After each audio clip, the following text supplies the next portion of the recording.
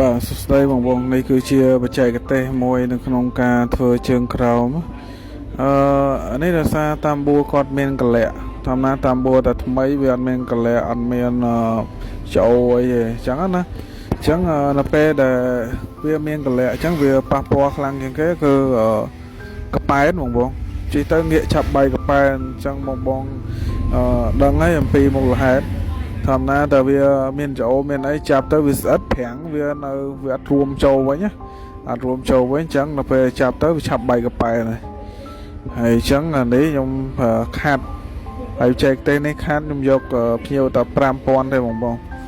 សម្រាប់ការកន្លងតាមបួរនេះព្រោះសារយើងអត់ពឹងលើជាងកន្លងយើងនេះវាអាចជួយបានតុងមក70ទៅ 80% ដែរបងព្រោះសារយើងប្រើ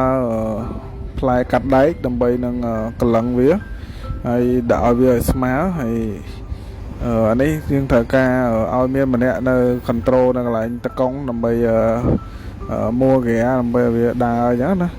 ហើយវាអត់មានប៉ះពាល់អីទៅលើតាមបួរបងទេព្រោះដោយសារនេះយើងធ្វើតាមចែកទេត្រឹមត្រូវហើយយើងធ្វើចេះយើងជីបានយូរបងយើងដល់ពេលដែលមានបញ្ហាអីចាប់ប្រាំងអីគឺវារួមចូលវិញដោយសារយើងខាត់កលៈកលុកកលៈអីនៅក្នុងតាមបួរហ្នឹងឲ្យវាស្មើឡើងវិញហ៎បង